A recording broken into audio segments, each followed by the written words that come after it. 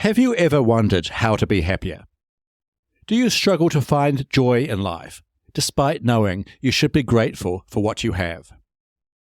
Would you like to know not just how to manage your anger, but also how to be truly and deeply content? If so, this episode of the Anger Secrets podcast is for you.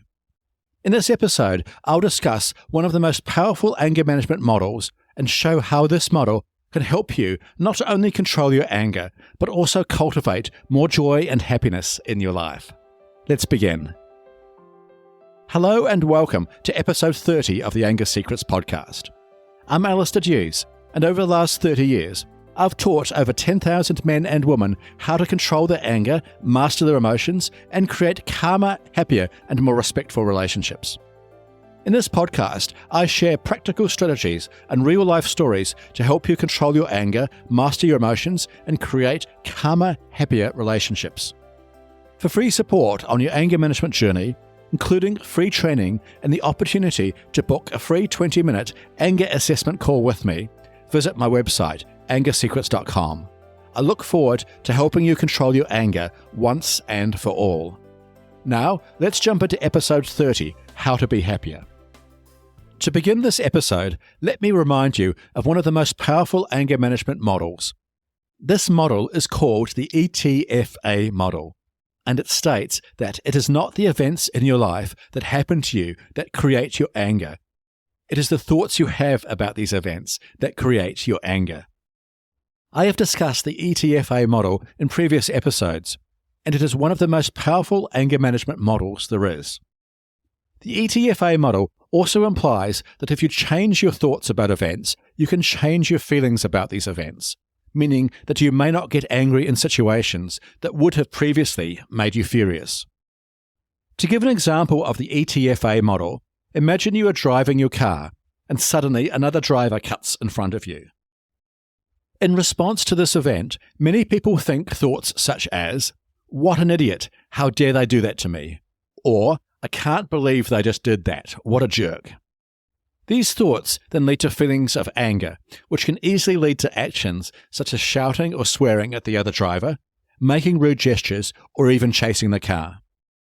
However, the ETFA model states that if you change your thoughts about this event, you will also change your feelings. For example, instead of thinking, "What an idiot, how dare they do that to me?" you could think, "They must have been in a rush. I hope they get to their destination safely." This new thought will lead to feelings such as calmness and understanding rather than anger. And these new feelings will lead to very different actions, such as simply letting the other car go ahead. So, how does this relate to being happier? To answer this question, let me tell you a quick story. Many years ago, I discussed the ETFA model with a 45-year-old man I shall call Jason. After I explained the ETFA model to Jason, he said he understood what I was saying and then gave me a very powerful example of the ETFA model. Jason said that a few years before coming to see me, he had been diagnosed with a terminal illness and given 6 months to live. He told me that when the doctor first told him this, he sought conventional medical treatment for his illness, but nothing worked. Desperate, he then turned to alternative medical practitioners. Eventually, he found a practitioner who thought he could help Jason. This practitioner put Jason on an experimental course of treatment with a very low success rate. Luckily, this treatment worked for Jason, and now he is fit and healthy again, although his life expectancy dropped a lot due to this experimental treatment.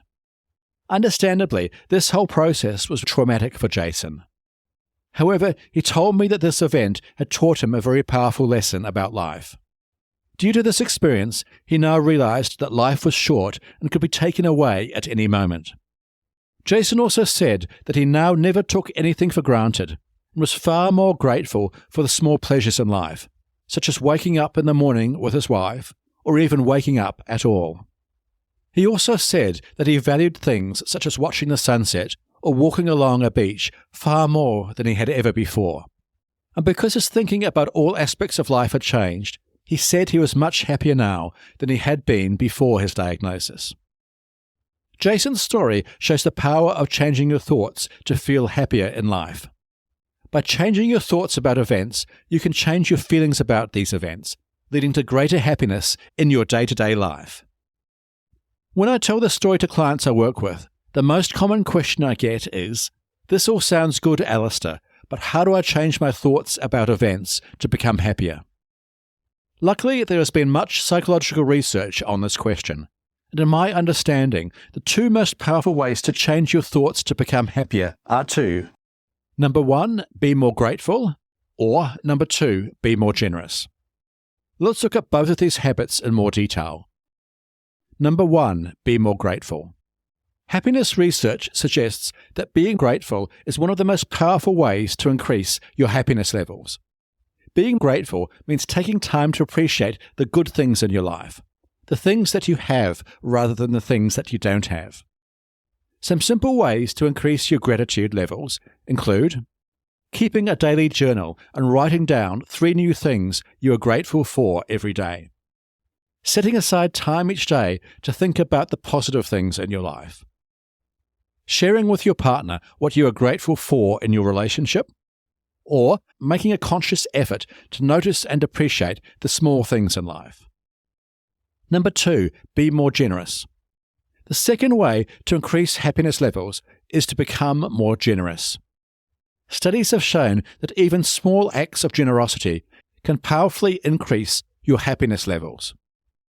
Whether it is by volunteering at a local charity, helping out a friend, or even just smiling at people more, doing something kind for other people will increase your levels of happiness.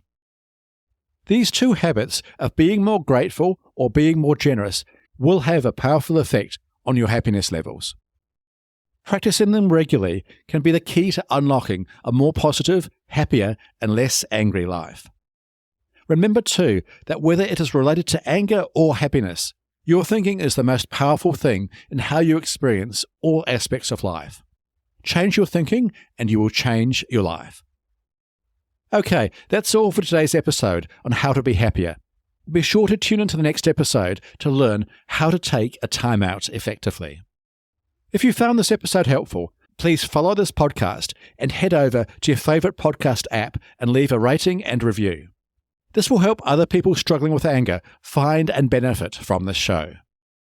Remember, for free support on your anger management journey, including free training and the opportunity to book a free 20-minute anger assessment call with me, visit my website, angersecrets.com. I look forward to talking with you. And finally, remember, you can't control other people, but you can control yourself. I'll see you in the next episode. Take care. The Anger Secrets podcast is for general informational purposes only, and does not constitute the practice of counseling, psychotherapy, or any other professional health service. No therapeutic relationship is implied or created by this podcast. If you have mental health concerns of any type, please seek out the help of a local mental health professional.